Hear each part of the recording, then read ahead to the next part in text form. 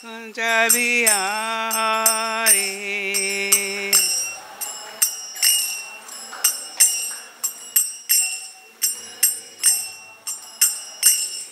Jaya-radha Madhava Kunja-vihari.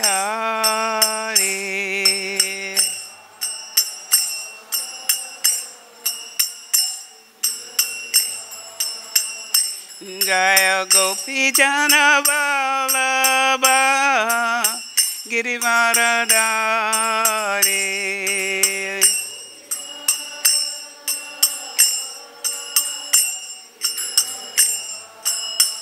Yashodanandana Vrajajana Ranjana.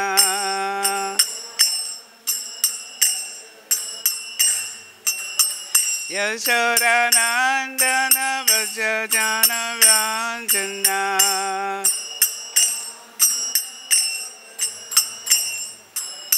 Yamuna-tira vanachari.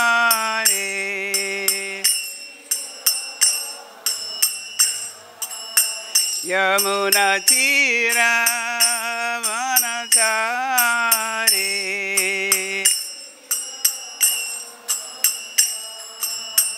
Jaya Radha Madhava Kunja-vihari.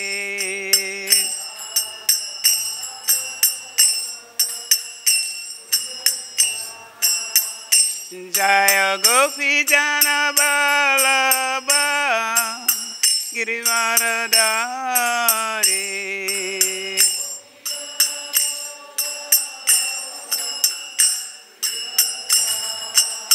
Yashodanandana Vrajajana Ranjana.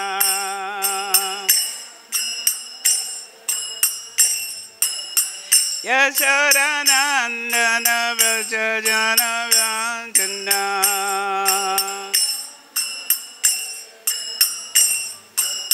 Yamuna-tira vanachari.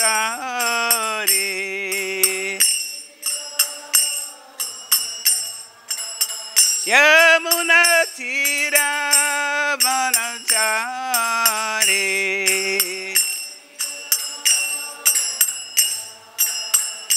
Jaya Radha Madhava Kunja-vihari.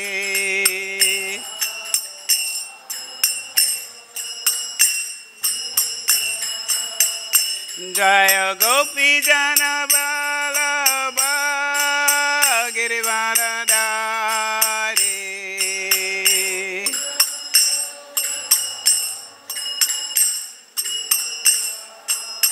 Yashodanandana Vrajajana Ranjana.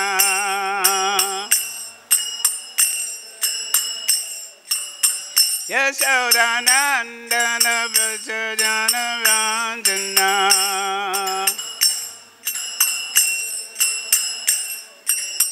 Yamuna-tira vanachari.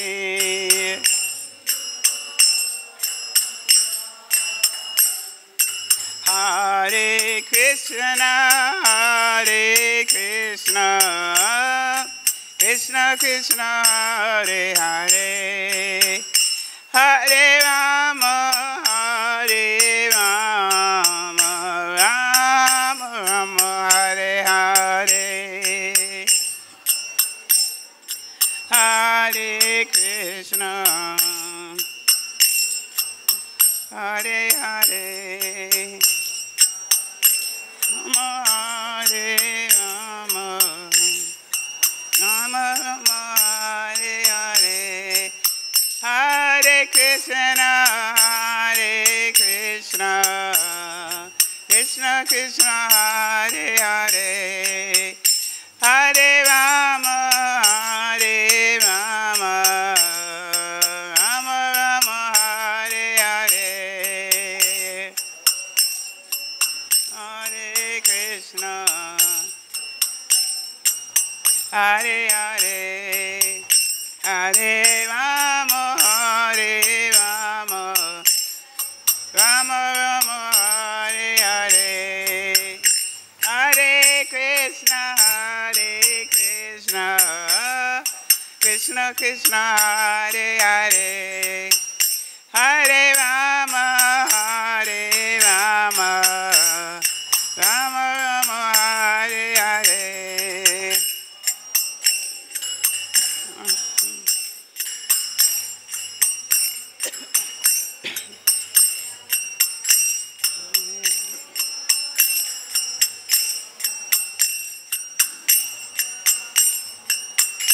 Hare Krishna, Krishna Krishna, Hare Hare, Hare Rama, Rama Rama, Hare Hare.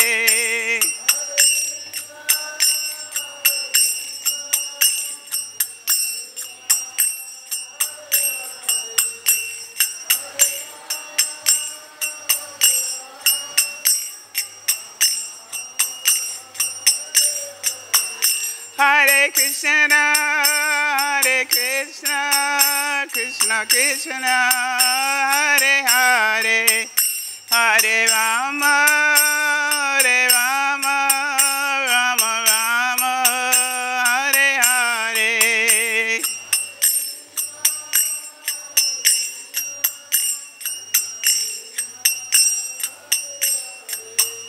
Hare Rama, Hare Rama, Rama Rama. Jaya Prabhupada, Prabhupada, Prabhupada, Srila Prabhupada.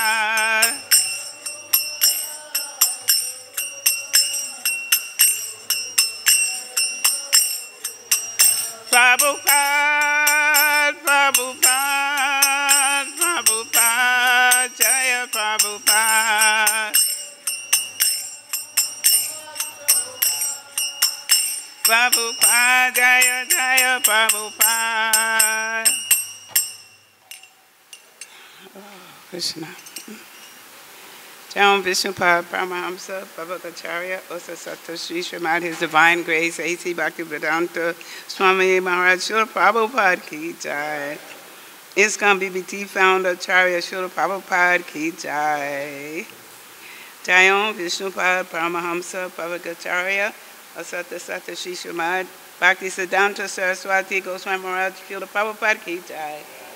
Ananta Koti Vaishnava Vrinda Ki Jai.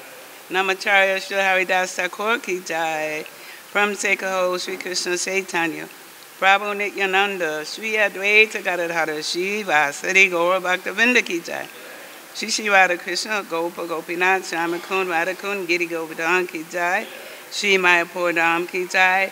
Shri Vrindavan Dham Ki Jai.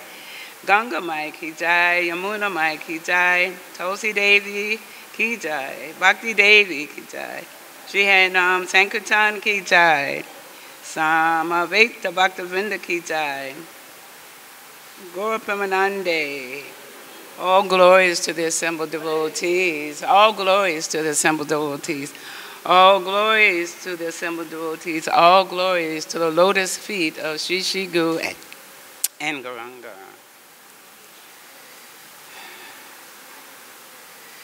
So today we'll be reading from the Bhagavad-Gita. We're in chapter 14.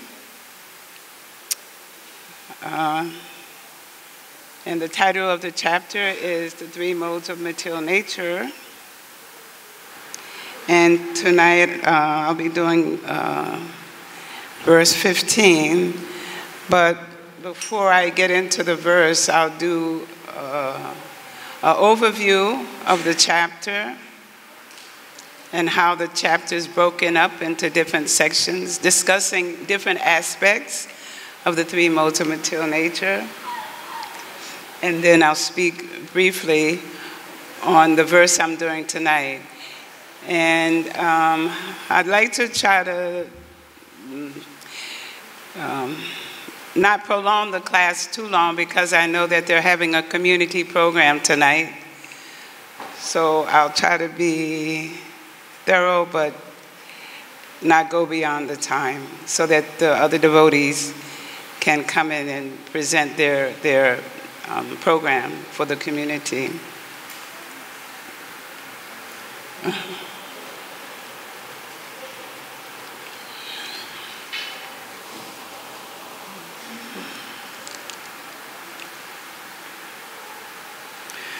Om Namo Bhagavate Vasudevaya.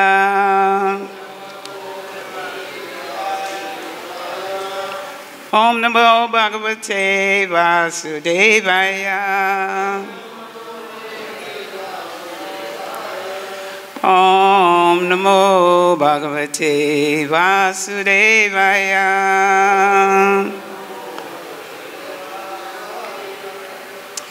So, text 15. Rajasi pralayam gatvā. Karma-saṅgiṣu jāyate. Tathā pralīnas tamasi. mūḍha-yoniṣu jāyate. Rajasi pralayaṁ gatvā. Karma-saṅgiṣu jāyate. Tathā pralīnas tamasi. mūḍha-yoniṣu jāyate. Rajasi pralayaṁ gatvā. Karma-saṅgiṣu jāyate. Tathā pralīnas tamasi. mūḍha-yoniṣu jāyate. Devotees, rajasi pralayam gatvā.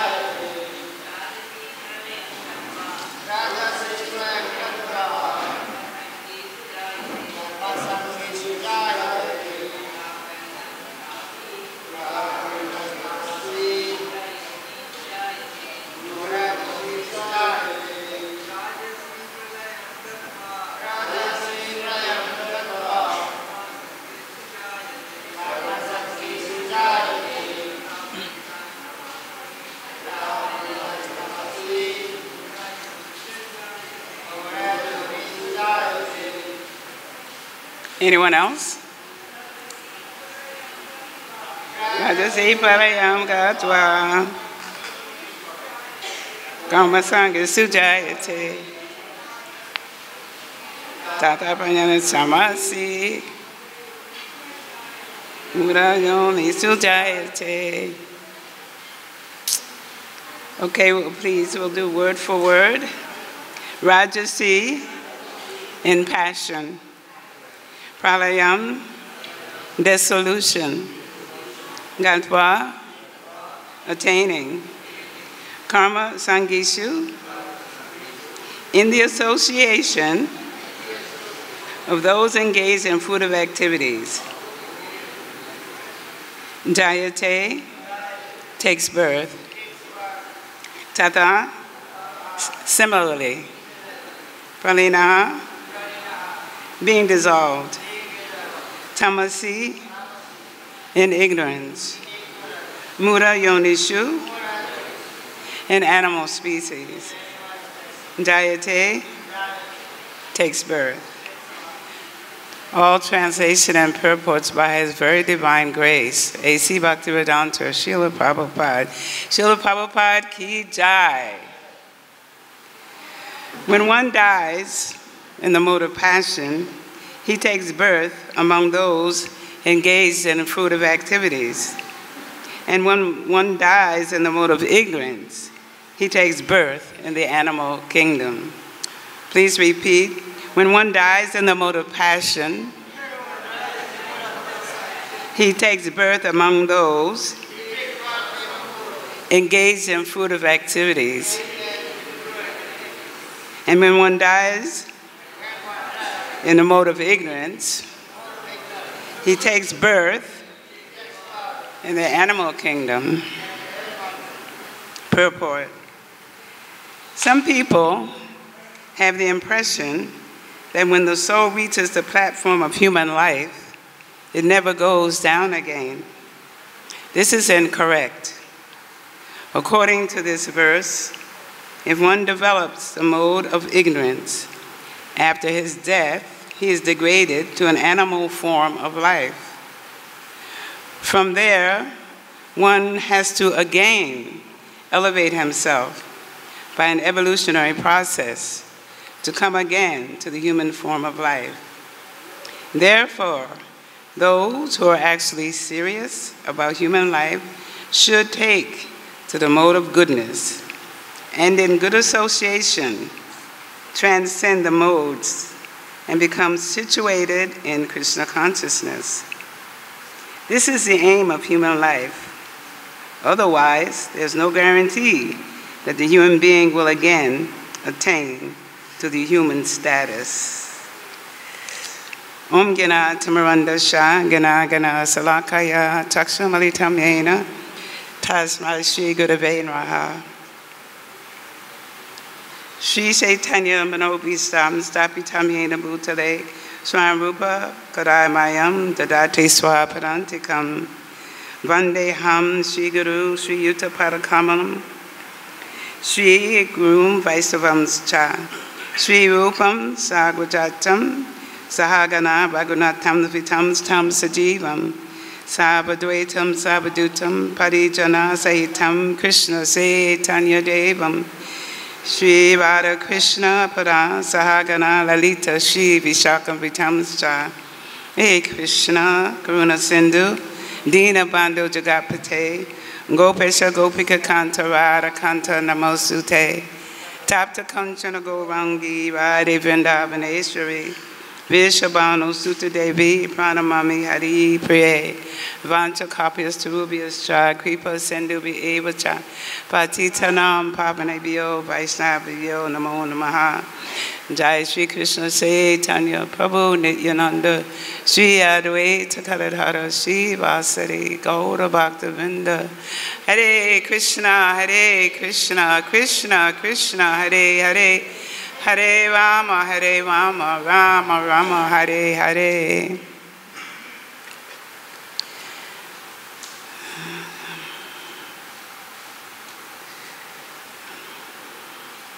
So, as I was saying before, the title of this chapter is The Modes of Material Nature.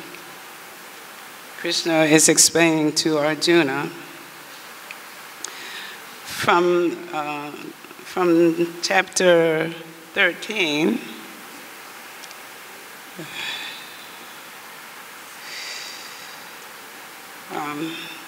So in this chapter, Kṛṣṇa explains what are the modes of material nature are, how they work, and how they bind the living entity into this material world, and how these modes can be destroyed by just performing Kṛṣṇa Bhakti.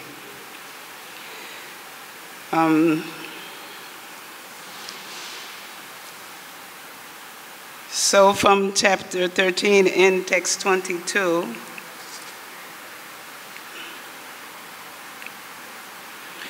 Kṛṣṇa says, the living entity in material nature thus follows the ways of life, enjoying the three modes of nature. This is due to his association with that material nature. Thus, he meets with good and evil among various species.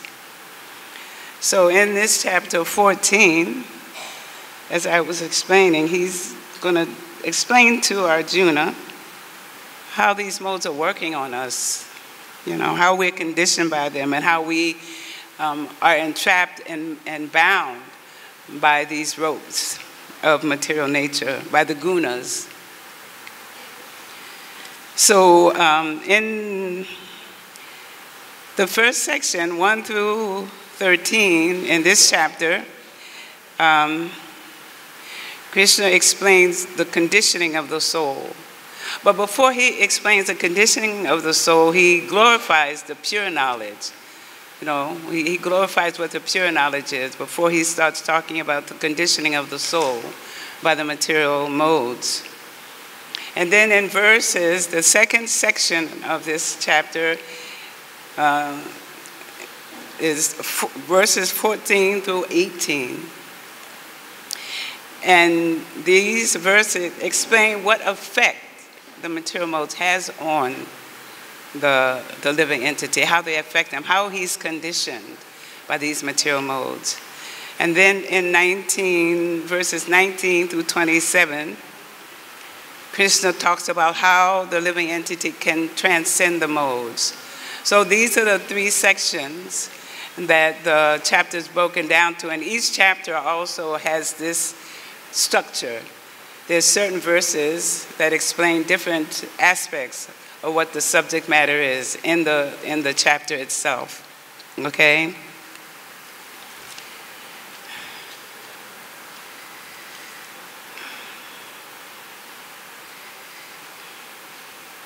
So before I talk about this particular verse, because this particular verse is talking about where we go, how we're transferred depending on what mode we're in. But I just want to talk a little bit about the modes themselves.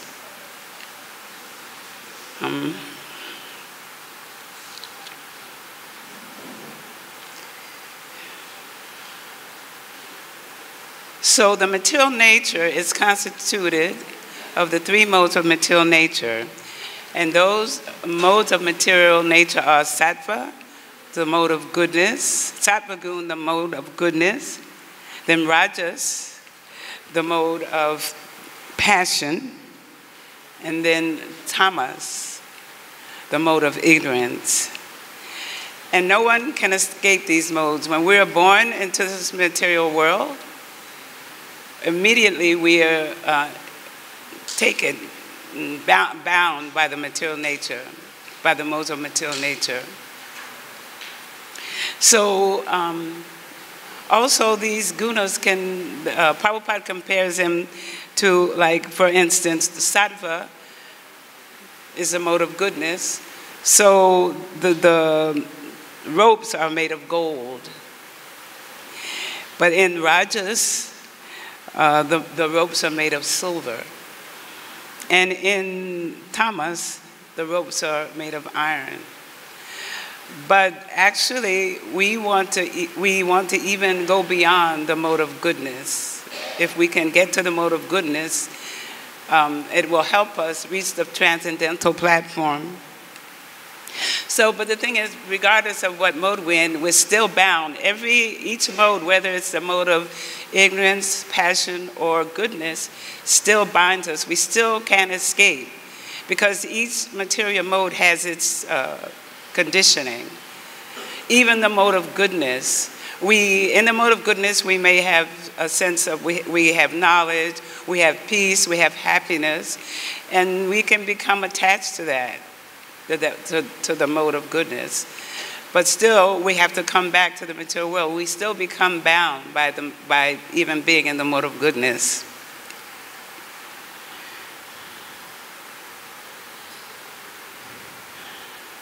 So I want to do a comparison analogy. Say, because we're all in a prison, no matter what mode we're in. So say you go to a prison, you know, there's the prison structure. And there may be a prisoner who has good behavior. So they give him some particular type of duty that gives him a little bit of freedom, you know. But still, he's in the prison. Even if they decide, okay, his behavior is good, then they'll give him some trusted position. You know, they create like a hierarchy. Okay, if this prisoner, he's acting nicely, so we'll give him this particular type of service, duty to do, you know, which makes him think that he's doing very well because he's not in the league with the other prisoners. You know? So it doesn't matter what mode you're in, you're still in prison. You're still going to be in prison. So we're all like conditioned of nature. If you're familiar with the Bhagavad-Gita, if you've seen the painting of the living entities being manipulated by the material modes of nature like puppets.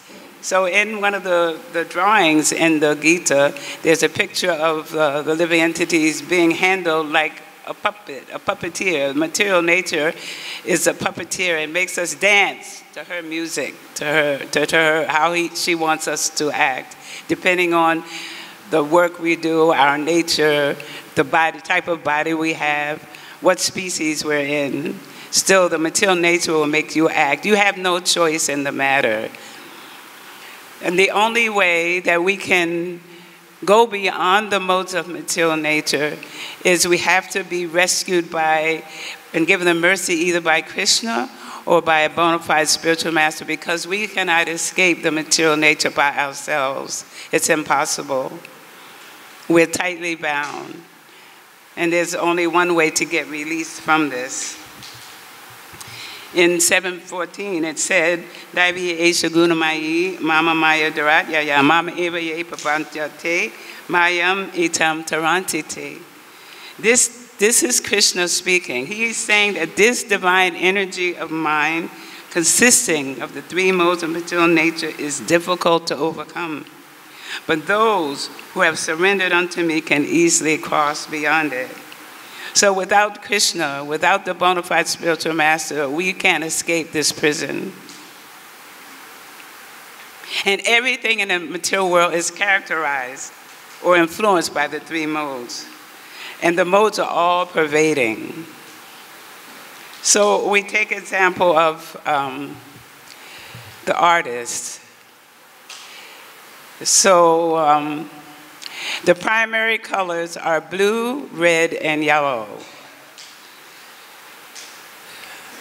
And I did a little painting myself, so I know that when you add yellow and blue together, what color do you get? Who said green? Somebody said green. It's green. Yellow and red, yellow and blue make green. Then if you add red and blue, you get purple. So the artist uses these colors to make a painting when they give an inspiration.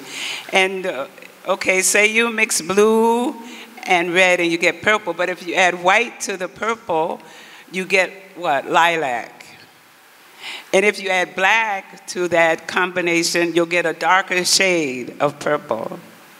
So I'm just giving this analogy to talk about how there's so many different combinations of these three modes. It's in the same way, the three modes can affect us in different ways. And there's no pure,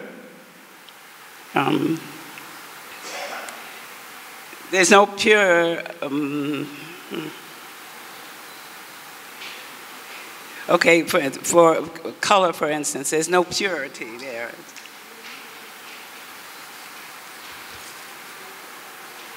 So you're mixing all the colors, and you get a whole range, a whole variety, and this is how the material world is. Everyone works in different modes, and we also can recognize when we're affected by different modes. If we are paying attention to ourselves, we can recognize when we're acting in the mode of ignorance, or when we're in the mode of passion, or even when we're in the mode of goodness. If we sleep too much, we can assume that we're in the mode of ignorance, because sleep is a mode of ignorance. That's why Prabhupada didn't like to sleep. He would really say, oh, now I'm going to waste my time. I have to sleep. So sleep is the mode of ignorance. That's why the Goswamis, they didn't sleep more than 2 hours or 3 hours at the most. If we read about the Goswamis, Rupa Goswami, Sanatana Goswami, all the Goswamis, they didn't sleep hardly at all.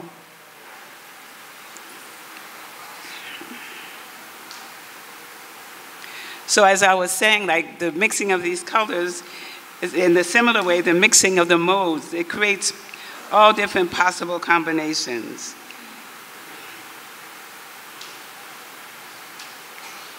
So they all mix together in different proportions, going through all the species of life. And the demigods actually are in the mode of the highest exhibition of the mode of goodness are the demigods. And because they are devoted servants of the Lord, and because they manage the cosmic manifestation in service to Kṛṣṇa, but when they act in a degraded way, when they act in a degraded way, then they become conditioned souls. This is stated in the 10th canto of the Srimad Bhagavatam, chapter 25, text 17, talks about the demigods, the ones, we can take for example the example of Indra, who caused it to rain and thunder and was trying to destroy Vrindavan. So he deviated from his service to Kṛṣṇa and became illusioned. He became a conditioned soul. He had a conditioned mentality because pride got in the way. He had the idea of false prestige, and pride, can kill your devotional service. If you have pride, if you think you're better than everybody else, that's what pride is. You want prestige, you want to be recognized. So Indra was in illusion, thinking, who is this Kṛṣṇa? He's telling them not to worship me. And then we also have the example of Brahma, who stole because he saw Kṛṣṇa as a little boy enjoying with his cowherd friends, and he was questioning, is this really Kṛṣṇa? He's sitting there eating out of their hands, like a common person. So Brahma also got bewildered. He came into illusion. But still the demigods are recognized as being the highest in the manifestation of goodness. It's only when they forget that. So all through this material world, as long as we're in the material world, we have the tendency to fall. And Srila Prabhupada was so humble. He would say, that, I pray that I don't get affected by Maya. Now, how can Prabhupada actually get affected by Maya? He's a pure devotee, but he was so humble, to think that, I'm not beyond that,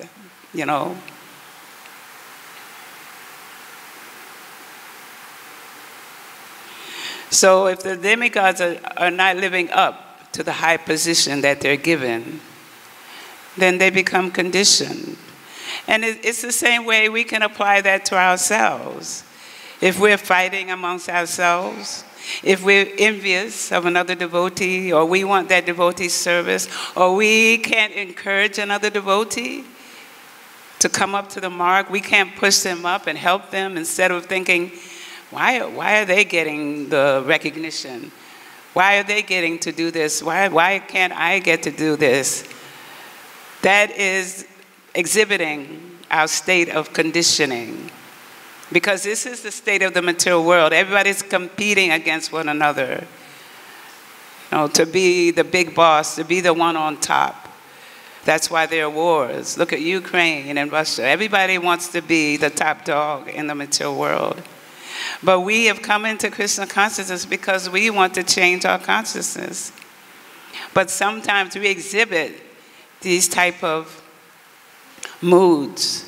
We can fight with another devotee, we can argue And if we weren't affected, we can take examples of devotees who have fallen away from the Krishna consciousness movement because they were really affected by the modes.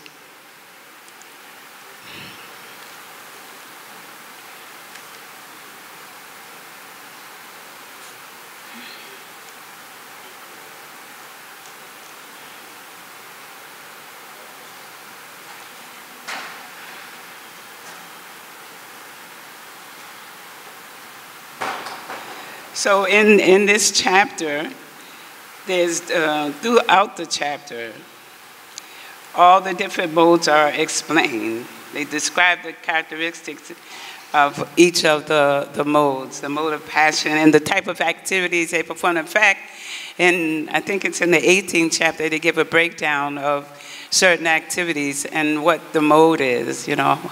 Like sometimes, for instance, when someone gives a donation to the temple, they want to be known for giving that donation, you know, instead of just giving it, but because they want recognition, that's the mode of passion. I want to be recognized for what I gave, you know. If I remember correctly, even some of the Goswamis who wrote a book or did something that was should have been recognized, they didn't want to be recognized at all. They didn't want their name used. Because for them, it was all done to please Kṛṣṇa. It's not because I need to put myself in the center. I need to be on top of it. I need to be in the center of this. I want to be recognized. I want somebody to say, oh, she did this, or they did this, or he did this, to be recognized. We don't want to be recognized. We want other devotees to be recognized. We want Kṛṣṇa to be recognized. We want to please the Lord.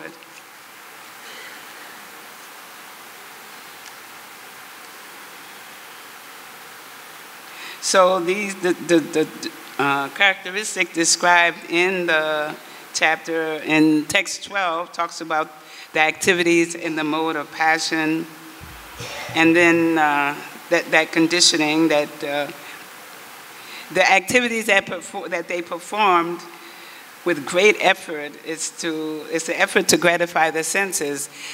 This is why Prabhupada engaged the devotees in building temples and opening temples, because they can utilize that passion in serving the Lord.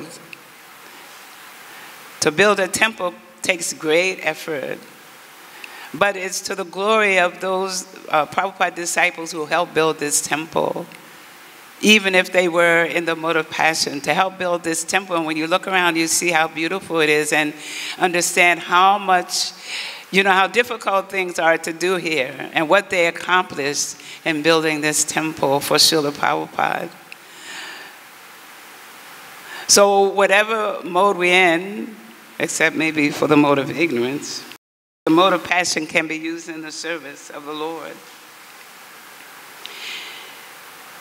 And we also don't want to enhance our false ego. We have to try to cultivate the real ego. And the real ego is to become a servant, to have the mood of servant. I'm the servant of the servant of the servant. And my Guru Maharaj used to say, we just want to, even if it means the demise of ourselves, we want to push others up to help them. He used to say, okay, if you're envious of someone who's dressing the deities nicely, or you want to be the one who's dressing, then what you're actually saying is, don't dress Kṛṣṇa so nicely. I want to do that. Don't dress him so nicely. But we want to encourage everyone in whatever service they're doing. Help everyone come up, you know, to push them up. And Prahlad Maharaj, when he was praying that everyone that in the world, let them be happy. He wanted everyone to be happy. So this is the mood that we should have.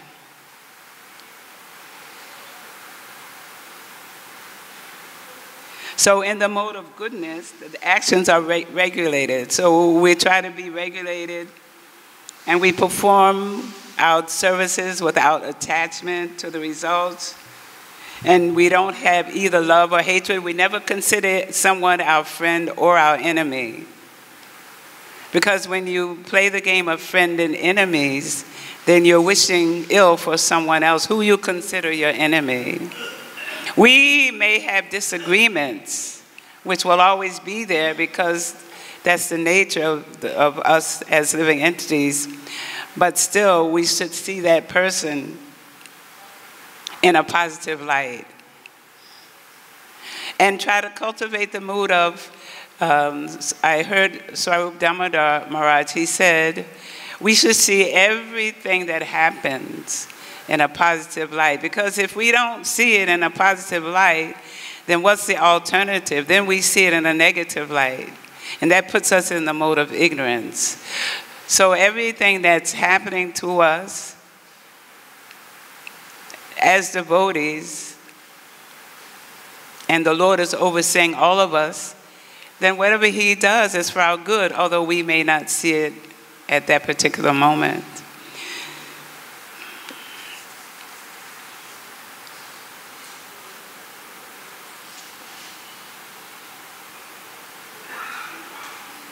So in this purport that we're reading today, it said that some people have the impression that when the soul reaches the platform of human life, it never goes down again. And Prabhupada is saying that's not right. We can go down. Sometimes we can go so far down, we have to start all over again through the evolutionary process. That's a long process. And Prabhupada said, having this human body is the greatest boon because there's always the danger of going down. Look at the story of Maharaj Bharat. He was a pure devotee. He was practicing devotional service. He had given up everything, but he had got attached to a deer. So he had to go down into the animal species and take birth as a deer.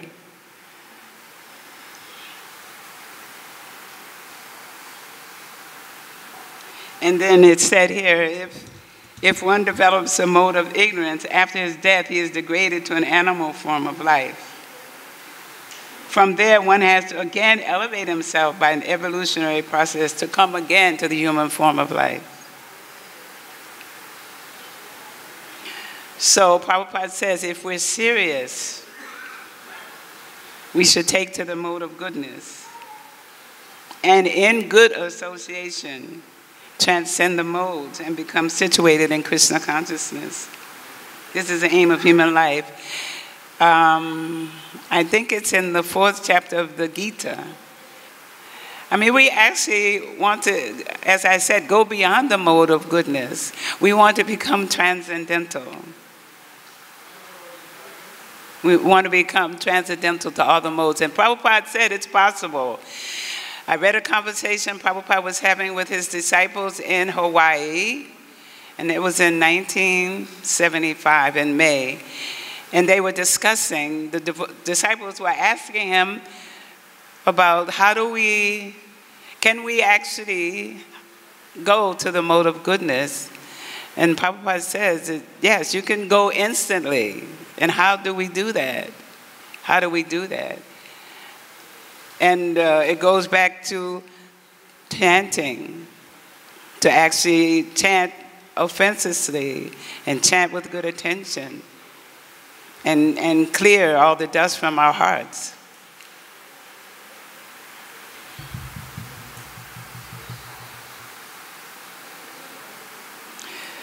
And so we want to go back home, back to Godhead. Mother Devi Shakti gave a really nice class about, let's go back home, let's go back to Godhead. And I was saying, I didn't finish the thought, is that in the chapter 4, it said if we remember the think about the transcendental, the disappearance of Kṛṣṇa, the appearance and disappearance of Kṛṣṇa and his activities. If we remember this, then we'll be transferred to the spiritual world. If we remember this upon leaving our body, and we'll never come back here again. And the class that we're having in the Srimad Bhagavatam is such a wonderful class. I'm really liking the classes so much because Kṛṣṇa is so amazing. He's so amazing. And one particular sentence that stuck with me was about Chanura, who was, in the Purport it said that Chanura was in the wrong place at the wrong time with the wrong person, you know. And he didn't realize it until he started fighting with Kṛṣṇa, until he started wrestling with Kṛṣṇa. So that whole pastime is also very, very beautiful. And also for me, I was amazed that Kamsa, because he was thinking of Kṛṣṇa all the time, waking or sleeping. He was always disturbed. Kṛṣṇa was always on his mind, but yet he got a body just like Kṛṣṇa in the Vaikuntha planets. He got liberated. But we want to think of Kṛṣṇa in a favorable way. We want to serve him in a favorable way and always remember him and never forget him, but remember him in his pastimes, his activities, his beautiful form. We want to remember that when we get ready to leave the body. We want to remember Kṛṣṇa so we can all go home and be reunited with our eternal forms. So I don't know, I can't see the time from here. Anybody have the time? What time is it? Okay, I'll open for questions, but I don't want to take up the time because I think they're going to have to come in here and start preparing for their program. But if anyone has any comments or has any corrections or additions or want to share something, please do.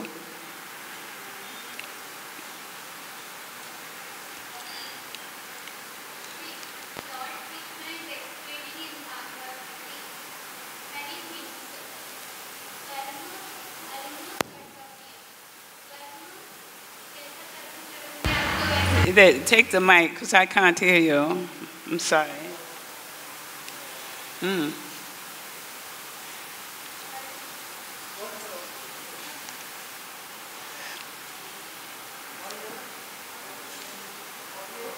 Is it on?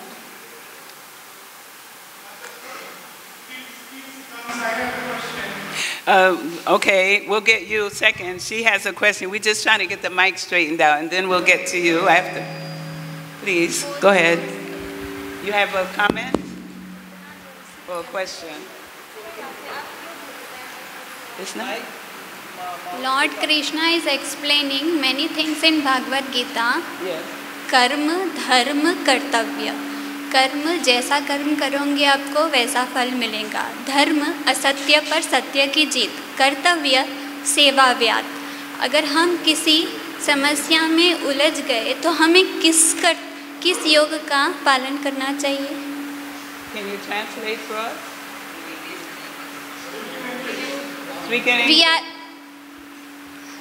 Lord Kṛṣṇa is explaining three things.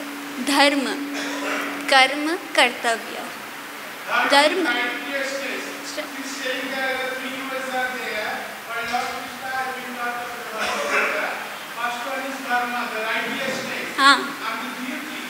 Yeah. Second one is satya, always. Yeah, kartavya. Kartavya is seva bhava. Lord Kṛṣṇa is always, which one is, if we are in any circumstances, then which yoga we have to follow it. Are you making a comment?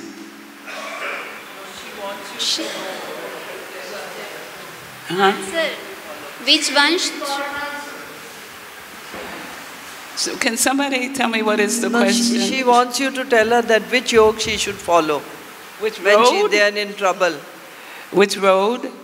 Which yoga, like karma, dharma, or this thing, the other one?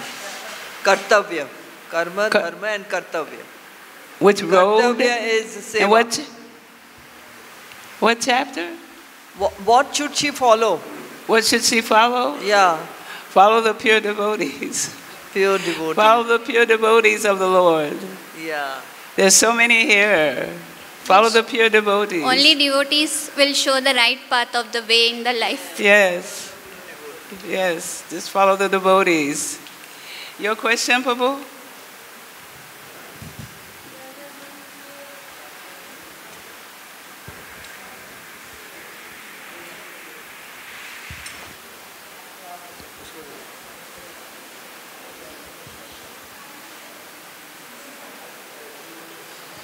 Hare Krishna, I have the same question. When people are in trouble, they want to know how to get rid of it. Because how we know, how you read Bhagavad-Gita, when there is a trouble, we always shaken, right?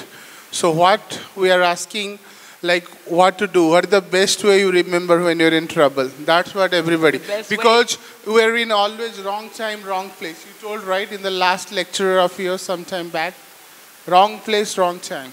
That was, you know the story of Kṛṣṇa and Chandra and the wrestlers in... I was late in the class. Sorry. You know that one, that story, right? No. The pastime. You know, we only come to this path by desire. We came in, at least, okay, I'll speak about, you're looking for something, you're trying to improve your life. And when Kṛṣṇa is in your heart. Kṛṣṇa is in the heart of every living entity. So when Kṛṣṇa sees your desire to want to know him, then you'll be on the right place at the right time with the right persons. He knows your desire. You're sincerely searching. I want to know, what is my position here? What am I doing in this material world? Why am I suffering? Why is my life miserable? Why do I think I'm happy when I'm not happy? Why don't I have so many problems? Why is there birth, death, disease, and old age? When you start questioning like that, Kṛṣṇa will send you to the right person, put you in the right place, help you meet those who can help you. And right now, you're in the right place. Okay? Thank you. Okay, one more question. I didn't want to, other devotees here who need to set up, are they here already? No. Hare Krishna, Mata. Hare Krishna. Hare Krishna. So, Mataji, as you explained in your class, that Prabhupada, he used his disciples' passion in making temple. You heard what I said? He used the passion or passionate nature of his disciples to make temple. You mean when the disciple... Srila Prabhupada yes. used his disciples' passionate nature to make temples. Yes, to preach and build. Yes. But making temple is not like in a mode of passion. The energy that they use. Pardon? The energy that they use to help build the temple, to help do that. That's what he said he was engaging them in it, you know. Maybe they were in mode of passion, but when they follow Srila Prabhupada, then they were in transcendental mode. Mm-hmm. Maybe they were having passionate nature. Yes. The disciples of Prabhupada, they were having passionate nature. But when they follow Srila Prabhupada's instruction, then they were in transcendental mode. Yes. Because making temple is transcendental, it's not in passionate in any guna. Thank you. Thank you, Prabhu. Yes. Hare Krishna, Mataji. How do we help someone who is in mode of ignorance? Because if we tell them to chant or read Bhagavad-Gita, they don't really want to do anything. They are lazy, they are depressed, they are not open to new information or anything. So how do we help them? Is this a person who's already a devotee? No. Oh, they're not devotees. You know, you can't force someone. You can share what you know, are learning yourself. You can share it, but you can't force. Kṛṣṇa doesn't force anyone.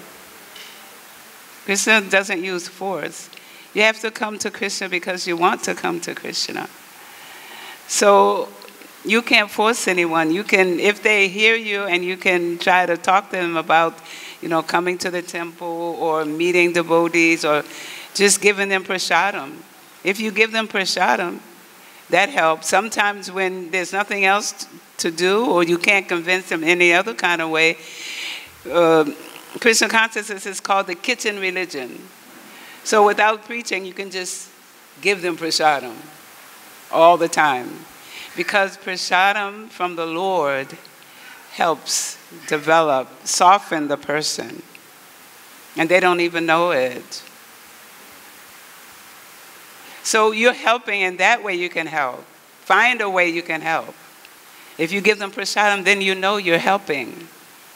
And then at least if you give them prasadam, then they can take a human form the next life, if they don't come in this lifetime. But it takes time. You know, you can be in the movement 30, 40, 50 years and still you can't chant offenselessly. Still it's a struggle. But you keep on trying. So what to speak of someone who doesn't know about the process or who's depressed? So I would start with trying to give them prasadam. Can you do that? Yes. Yeah. Thank you.